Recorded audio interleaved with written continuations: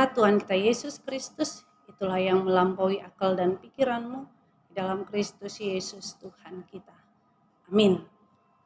Kita yang dikasihi dalam nama Yesus Kristus, firman Tuhan yang mengantar kita di pagi hari ini yang tertulis dalam kitab Yesaya pasal 55 ayat 11. Saya akan bacakan buat kita. Demikianlah firman-Ku yang keluar dari mulutku. Ia tidak akan kembali kepadaku dengan sia-sia, tetapi ia akan melaksanakan apa yang kukehendaki dan akan berhasil dalam apa yang kusuruhkan kepadanya. Demikianlah firman Tuhan.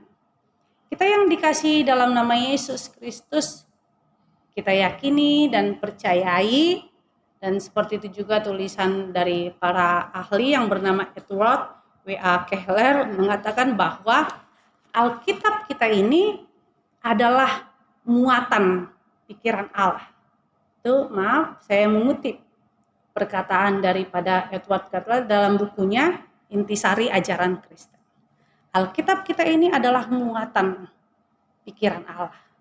Alkitab kita ini adalah sejarah iman bapak-bapak leluhur, para rasul, para nabi. Kita belajar dari mana, dari tantangan iman mereka yang hidup.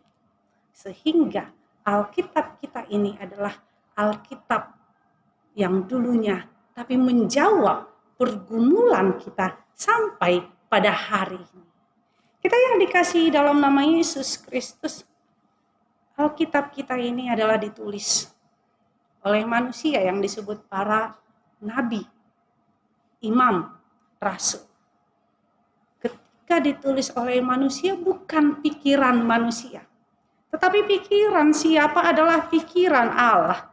Karena itu firman Tuhan katakan kepada kita, saya bacakan buat kita Manginang dalam 1 Tesalonika pasal 2 ayat 13.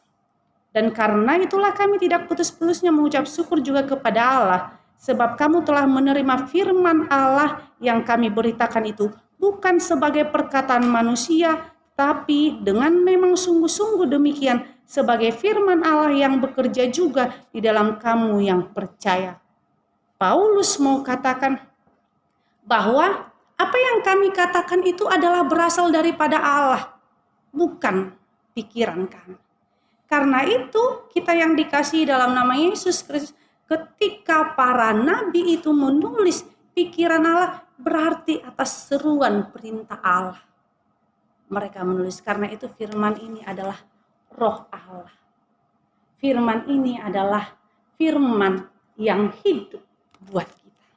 Karena itu juga firman Tuhan katakan kepada kita di dalam 2 Petrus 1 ayat 21, sebab tidak pernah nubuat dihasilkan oleh kehendak manusia, tetapi oleh dorongan Roh Kudus orang-orang berbicara atas nama Allah.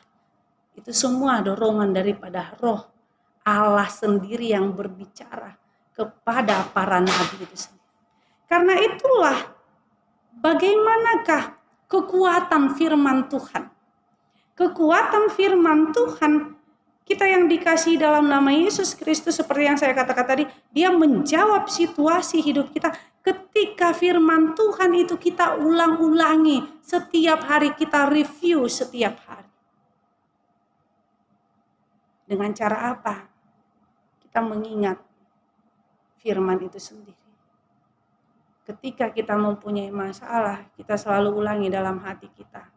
Filipi 4 ayat 13, segala perkara dapat kutanggung di dalam Dia yang memberikan kekuatan kepadaku.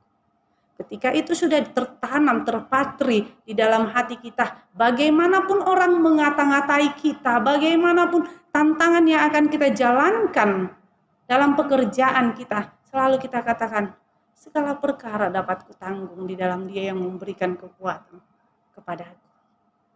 Kemudian kita yang dikasihi dalam nama Yesus Kristus, bagaimana kita melihat firman Tuhan itu juga dalam nyanyian, puji-pujian kepada Tuhan. Karena itu ketika kita bernyanyi, dung soonang dorohaku di bain Jesuski, persupe hutau dison. Sekalipun ketika dalam memulai pekerjaan ini, saya akan menghadapi partner kerja, partner bisnis saya, atau orang-orang, teman saya sesama karyawan.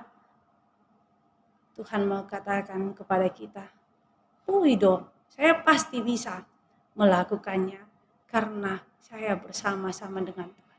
Karena ini firman Tuhan mau katakan kepada kita, anak amanginang, naposo bulung, anak-anak remaja dan juga sekolah minggu, bahwa apa yang Tuhan tuliskan di dalam Alkitab ini tidak pernah sia-sia. Dia akan menjawab setiap pergumulanmu. Pertanyaannya, seberapa seringkah kita membaca firman Tuhan? Dengan seberapa seringkah kita membaca status Facebook orang lain atau media sosial orang lain? Karena itu, ketika kita lebih sering baca firman Tuhan, kita akan menjadi pribadi yang tangguh. Tapi ketika kita menjadi orang yang membaca tingkah laku orang lain, pikiran orang lain, status orang lain, kita akan menjadi orang yang stres. Tergantung kita memulai hari ini, mau baca firman atau baca status orang lain. Karena itu Tuhan mau katakan, gak akan pernah sia-sia kalau engkau ingat firman Tuhan. Kau renungkan firman Tuhan. Kau hidupi firman Tuhan dan nyanyi-nyanyiannya, puji-pujiannya dalam hidupmu sehari-hari. Amin. Kita bersatu dalam doa. Biarlah Tuhan, kami lebih yakin lagi pada firman-Mu. Karena firman-Mu mampu menolong kami dalam situasi hidup kami. Inilah doa kami dalam nama Yesus Kristus, kami berdoa padamu. Amin. Anugerah Tuhan kita Yesus Kristus dan kasih Allah dan persekutuan Roh Kudus menyertai kita sekalian. Amin.